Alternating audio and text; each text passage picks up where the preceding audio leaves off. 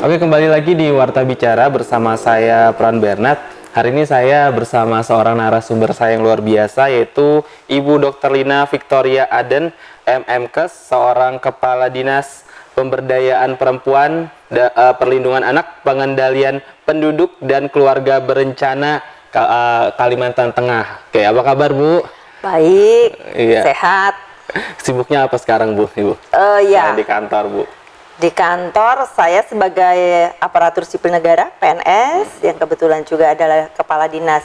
Tadi menyebutkan P3 PPKB panjang Iya, banget wah. ya.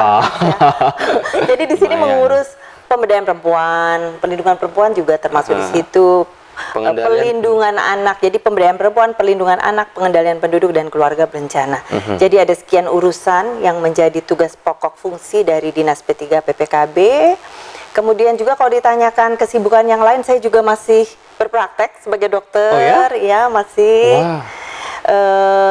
Dan kesibukan-kesibukan lainnya, kemasyarakatan lainnya. Kalau menurut Ibu pentingnya perlindungan perempuan terhadap di masyarakat tuh gimana Bu? Ya sudah pasti, perempuan dan anak itu menjadi sesuatu yang memang wajib untuk kita lindungi. Betul. Karena dari hal-hal yang terjadi, terutama yang berkaitan dengan kekerasan, maka yang paling sering menjadi korban adalah perempuan dan anak. Betul. Iya. Nah, apalagi anak. Anak adalah aset ya, aset bagi keluarga, aset bagi negara. Masa depan pembangunan kita ini akan ditentukan oleh anak-anak kita ke depannya. Jadi seorang anak yang lahir dari sebuah keluarga yang tentu saja berkualitas, perempuan yang ada di situ juga berkualitas, maka anak-anak yang akan lahir dari keluarga yang berketahanan dan berkualitas diharapkan juga menjadi anak-anak yang berkualitas nanti. Terus peran pemerintah dalam perlindungan perempuan dan anak ini gimana sih Bu? Iya, peran pemerintah memang sangat diperlukan, tapi kita tahu bahwa pemerintah tidak bisa hanya melaksanakan perlindungan terhadap perempuan dan anak hanya dari sisi pemerintah saja. Tentu saja masyarakat lingkungannya yang ada di sini sangat-sangat diperlukan untuk membantu untuk perlindungan terhadap perempuan dan anak. Kita tahu bahwa anak itu terlindunginya mulai dari keluarga. Keluarga adalah bagian terkecil dari masyarakat. Baik. Jadi kalau keluarga-keluarga sudah tahu bagaimana caranya untuk memenuhi apa yang disebut pemenuhan hak anak sehingga anak-anak akan terlindungi, maka diharapkan sebenarnya masyarakat juga akan peduli terhadap hal Nah, tersebut. pemenuhan hak anak ini contohnya apa aja sih Bu? Jadi anak itu mulai dari hak hidup ya, Iya. hak hidup. Kemudian nanti dia akan lahir. Pada saat lahir seorang anak membutuhkan ASI misalnya dari Oke. sisi kesehatannya. ASI ini wajib diberikan karena ini akan memberikan kekebalan terhadap anak. Itu dari segi kesehatannya, belum lagi pendidikan ya. Kemudian anak juga harus jelas identitasnya dan seterusnya, yang mana pada saat ini salah satu juga yang sedang diperjuangkan oleh Dinas P3 PPKB bersama-sama dengan teman-teman kami di Dinas P3A se-Kalimantan Tengah adalah ingin mewujudkan apa yang disebut kabupaten dan kota layak anak. Oke, Ya. kabupaten dan kota layak Ya, anak. berarti kalau kabupaten dan kota layak anak terwujud di setiap kabupaten dan kota, kita harapkan pemenuhan terhadap hak-hak anak akan terpenuhi pula. Nah, kabupaten dan kota layak anak ini apa sih sebenarnya? Program pemerintah pusat Ya, kah atau jadi apa? ini adalah salah satu dari upaya dalam hal perwujudan hak anak. Seluruh provinsi di Indonesia diharapkan akan bisa mewujudkan provinsi layak anak. Syaratnya untuk bisa menjadi provinsi layak anak tentu saja kabupaten dan kotanya semuanya harus layak anak. Kalau seluruh provinsi di Indonesia sudah layak anak, maka nanti akan terwujud juga Indonesia layak anak. Kalimantan Tengah saat ini baru 4 ya, jadi 3 kabupaten dan 1 kota Oke. yang sudah layak anak untuk tahun lalu. Wah. Tapi tahun ini kita harapkan akan meningkat karena peran serta dari seluruh OPD, lintas sektor terkait juga semakin bagus, membantu masing-masing kabupaten dan kota untuk mewujudkannya. Ya harapannya tahun ini akan bertambah. Oh, terus kendala supaya ini bisa terwujud tuh apa ya Bu kira-kira? Kendalanya bahwa untuk perwujudan hak-hak anak itu kan bukan hanya oleh Dinas P3 PPKB, Oke. tapi juga oleh OPD yang lain. Nah, yang jadi kendala kalau masih belum terbentuk konvergensi, jadi kerjasama sinergitas belum bagus. Namun saat ini dengan dukungan yang kuat dari kepala daerah kita, Bapak Gubernur kita, Bapak Sugianto Sabran, juga Ibu Ketua Tim Penggerak PKK, Ibu Ivo. Nah, bersama-sama dengan masyarakat dan organisasi lainnya Baik. sangat membantu untuk perwujudan ini.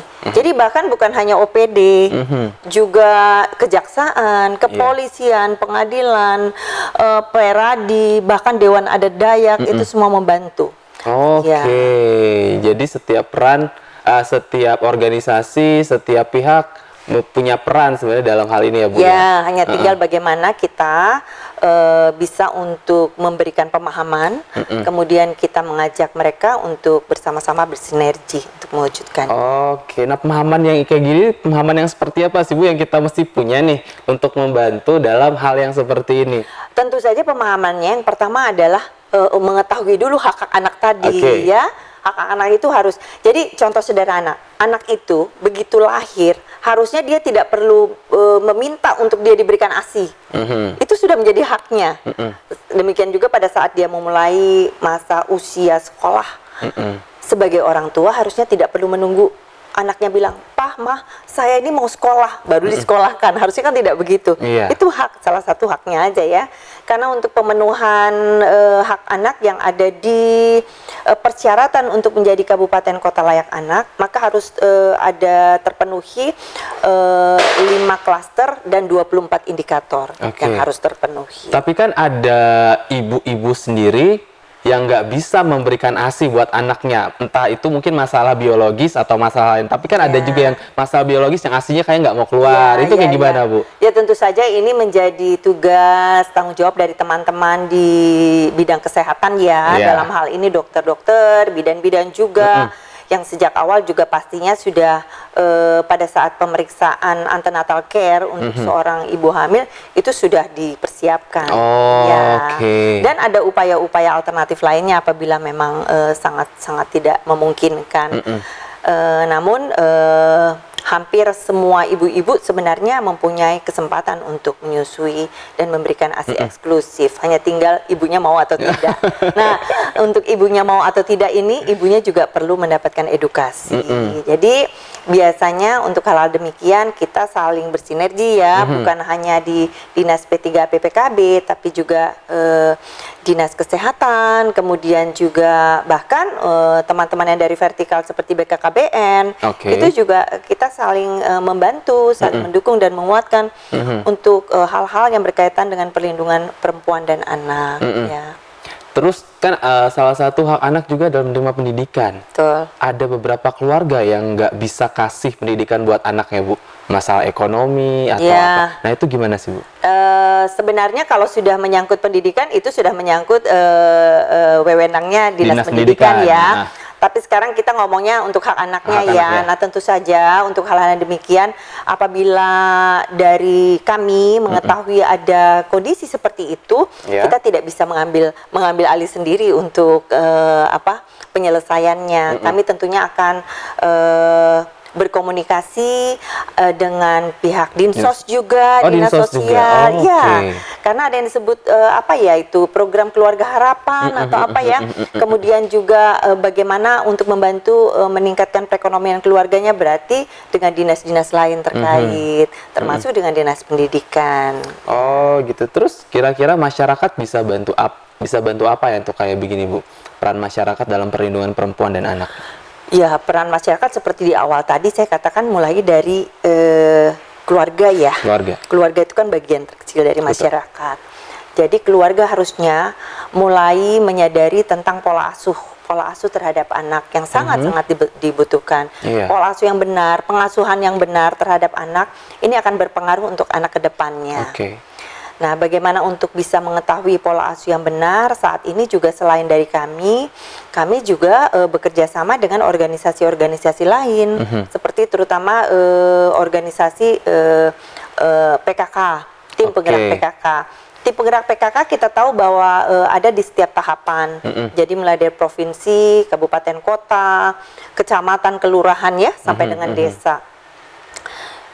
Di PKK itu ada pokja-pokjanya dan di pokja itu ada juga yang berkaitan dengan pembinaan karakter keluarga. Iya. Nah di situ biasanya kami bergandengan tangan bersama-sama memberikan sosialisasi dan Oke, edukasi tentang iya. bagaimana pola pengasuhan yang benar terhadap anak. Iya, karena banyak keluarga itu seringkali nggak ngerti cara mengasuh anak. Bahkan saya sebenarnya punya beberapa kenalan itu yang dia dalam cara pengasuhan anaknya menurut saya kurang tepat ya, apalagi dengan pola orang tuanya yang bisa dibilang kawin cerai dan anaknya ditinggalin, bahkan ada anak kandung yang ditinggalin sama ayah tirinya, ibu kandungnya pergi kemana itu.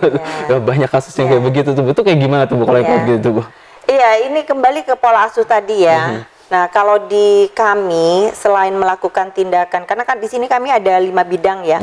Jadi ada bidang yang khusus untuk perlindungan perempuan, kemudian ada juga untuk perlindungan dan pemenuhan hak anak. Betul. Nah, upaya-upaya yang kami lakukan di sini bukan hanya apabila sudah terjadi, tapi mulai dari upaya-upaya preventif, pencegahan. Upaya pencegahan dilakukan dengan promosi dan edukasi serta sosialisasi. Itu dilakukan oleh kami dengan melihat juga tingkat kewenangan ya. Ada kewenangan provinsi, ada kewenangan kabupaten dan kota. Nah, untuk sampai di kabupaten kota, agar supaya teman-teman PPA yang sama seperti kami nih, tapi ada di kabupaten kota bisa melaksanakan, tentu saja kami harus bersinergi dengan mereka, berkoordinasi, karena kami juga fungsi koordinasi ya, menyampaikan ke teman-teman.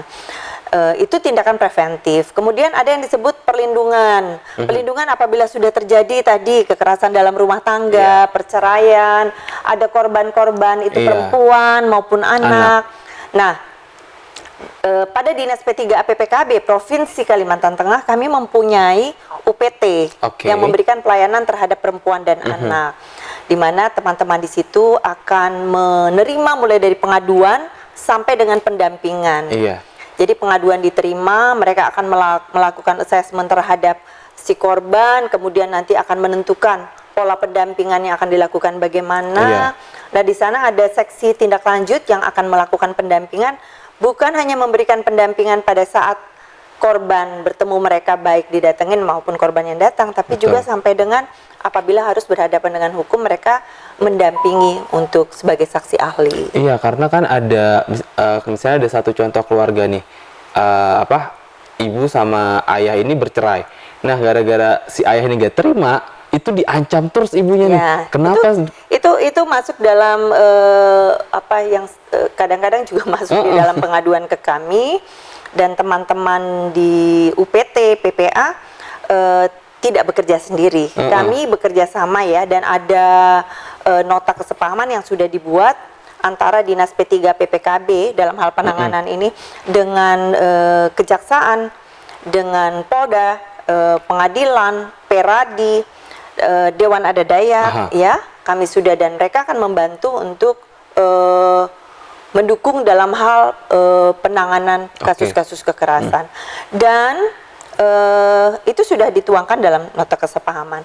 Kemudian juga tahun lalu kita bersyukur ada Undang-Undang TPKS, Undang-Undang Tindak Pidana Kekerasan Seksual, yang sudah disahkan di pusat. Jadi kita akan menunggu peraturan-peraturan turunan untuk bisa memberlakukannya. Karena nanti kan pemberlakuannya bukan hanya di pusat, tapi sampai di daerah.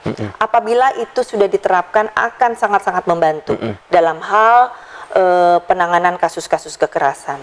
Karena bukan hanya masalah kekerasan dalam rumah tangga atau kekerasan yang mengandung kekerasan seksual dan lain-lain, bahkan sampai dengan perkawinan usia anak pun ada dibunyikan di situ untuk hukuman yang akan diberikan apabila terjadi hal-hal yang berkaitan dengan perkawinan usia anak. Nanti kalau ada korban begini, biasanya mereka untuk pelaporannya kemana ya, Bu? Iya, ke UPT PPA. Tadi saya katakan, UPT PPA itu UPT yang di bawah dari Dinas P3 PPKB.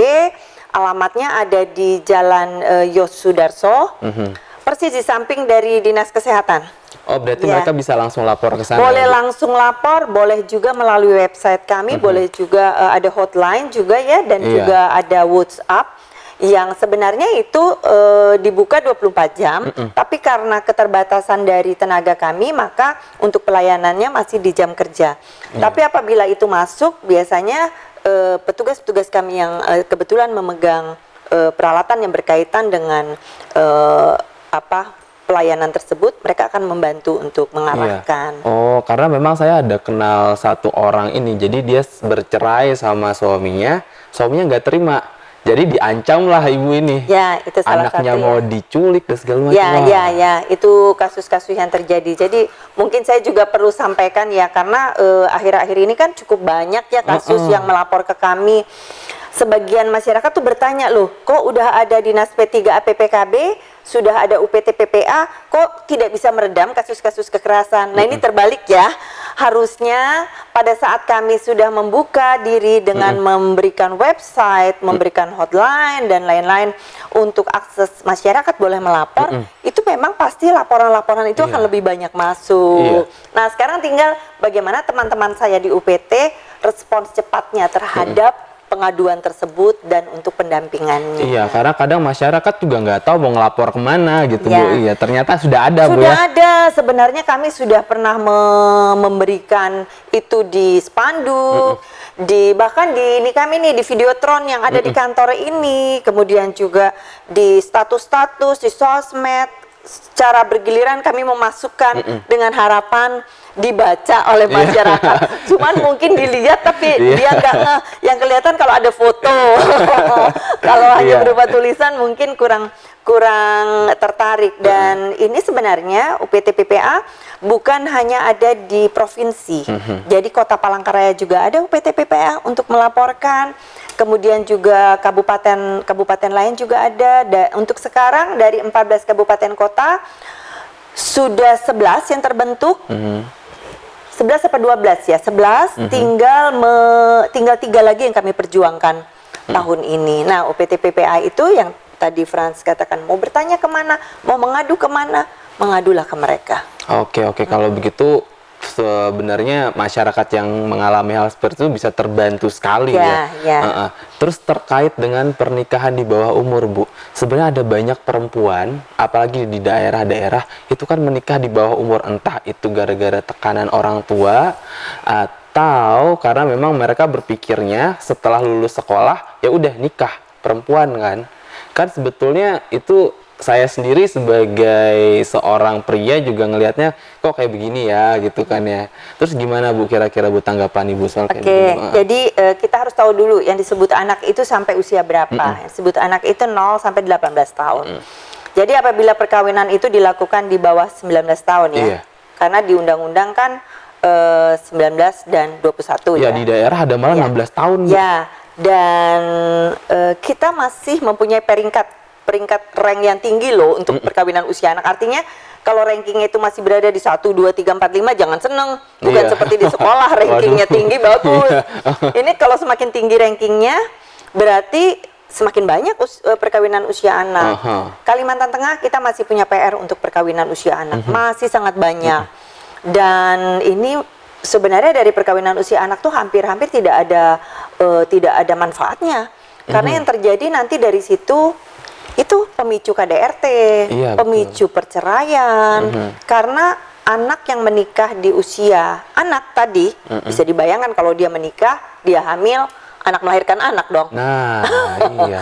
Sementara anak masih suka hura-hura, masih suka rame-rame, belum memahami bagaimana caranya kalau dia mengandung, dia merawat kandungannya, bagaimana memahami kalau dia melahirkan, emosinya belum stabil, ya. Kemudian kalau dia menikah nih di usia anak, akhirnya kalau dia belum lulus sekolah kan dia harus putus sekolah. Kemudian menikah, punya anak, tidak punya pekerjaan, hanya mungkin yang satu lulus SMA, satu lulusan SMP karena nggak lulus SMA. Nanti dia dapat pekerjaan pun bisa dibayangkan ya, pekerjaan yang bagaimana.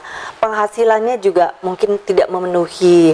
Dari situ juga yang nantinya bisa menjadi cikal bakal anak-anak yang lahir itu anak-anak stunting. Itu salah satu ya. Kemudian juga tadi dikatakan orang tua buru-buru ingin menikahkan.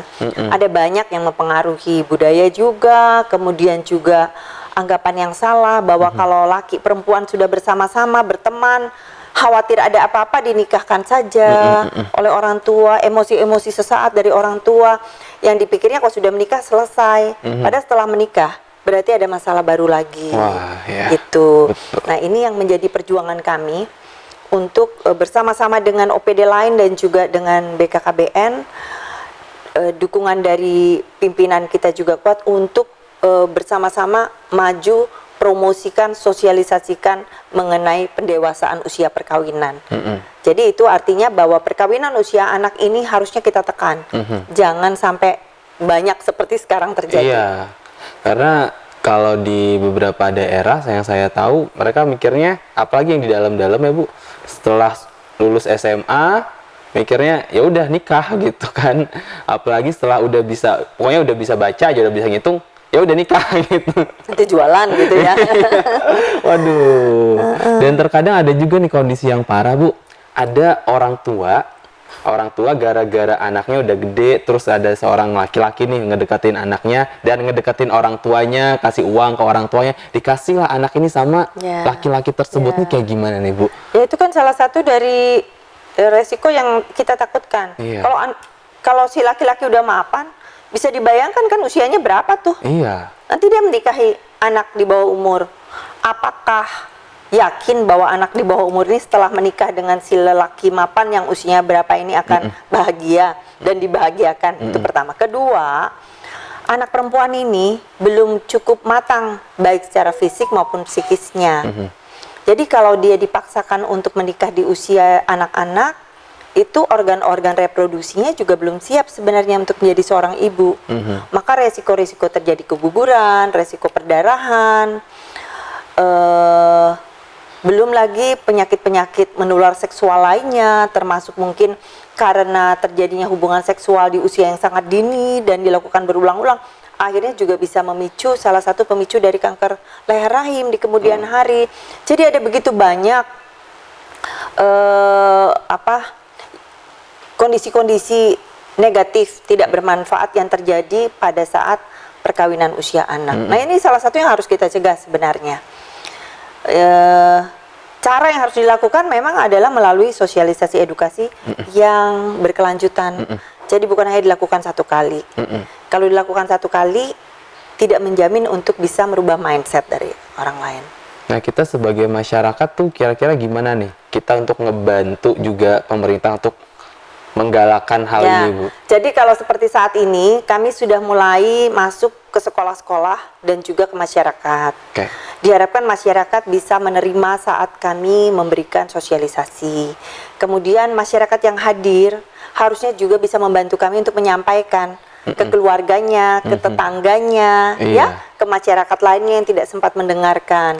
Dan apabila ingin bertanya karena belum jelas, kantor ini terbuka.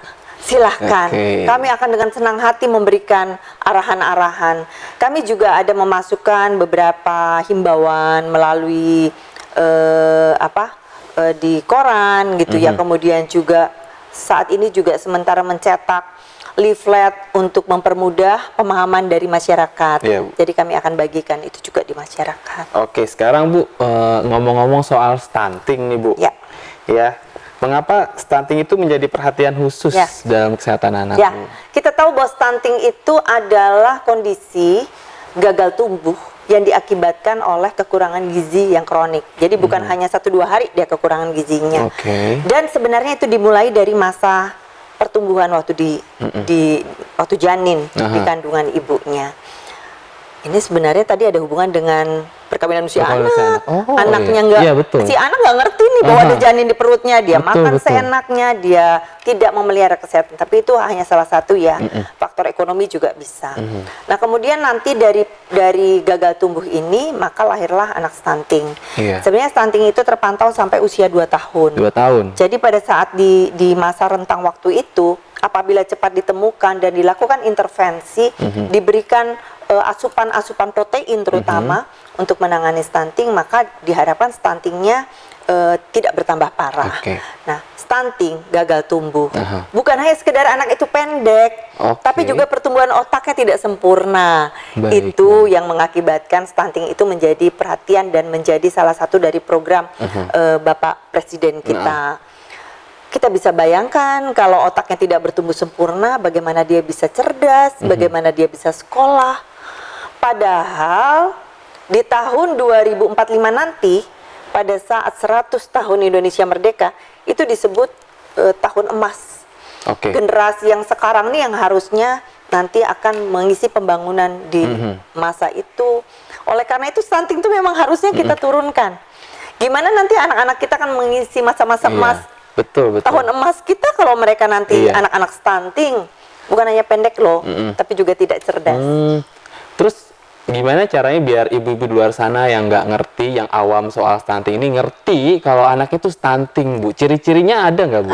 Ciri khusus? Ibu-ibu sebaiknya memanfaatkan posyandu. Posyandu. Sekarang kan jarang ya ibu-ibu memanfaatkan posyandu. Oke. Padahal posyandu itu cuma sekali sebulan. Di posyandu itu akan ada dilakukan penimbangan berat badan, pengukuran tinggi badan, dan pada saat ditemukan bahwa ini tidak sesuai dengan usianya, tinggi badan, panjang badan ya kalau masih kecil belum bisa berdiri, maka biasanya dokter ataupun petugas kesehatan yang ada di situ itu akan menyampaikan dan memberikan informasi-informasi bagaimana cara penanganan, perawatan, makanan-makanan bagaimana yang harusnya diberikan. Atau buat ibu-ibu mungkin yang kepengennya ke dokter, langsung ke dokter, itu juga bisa untuk menanyakan. Bisa ya, Bu. Tapi kami berharap bahwa manfaatkan posyandu karena ini akan membantu. Karena di posyandu itu kan akan terlihat tuh ukuran tinggi badan, berat badan dari anak. Nah, tinggi badan, berat badan dan juga kemampuan pertumbuhan gerakan-gerakan motorik, ya sensorik dan lain-lain dari si anak ini itu akan terpantau. Jadi kelihatan.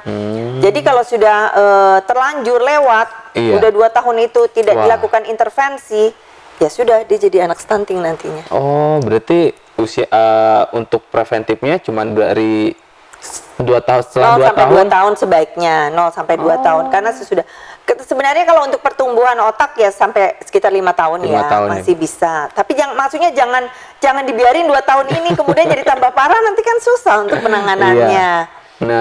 Nah terus gimana, Bu, buat ibu-ibu kan kalau mau ke posyandu mikirnya wah uang lagi, apalagi mereka Kan yang nggak kekurangan. bayar Nggak posyandu. Mana ada posyandu bayar? Nggak bayar ya berarti, Ya Bu? enggak lah. Nggak bayar berarti ibu-ibu posyandu.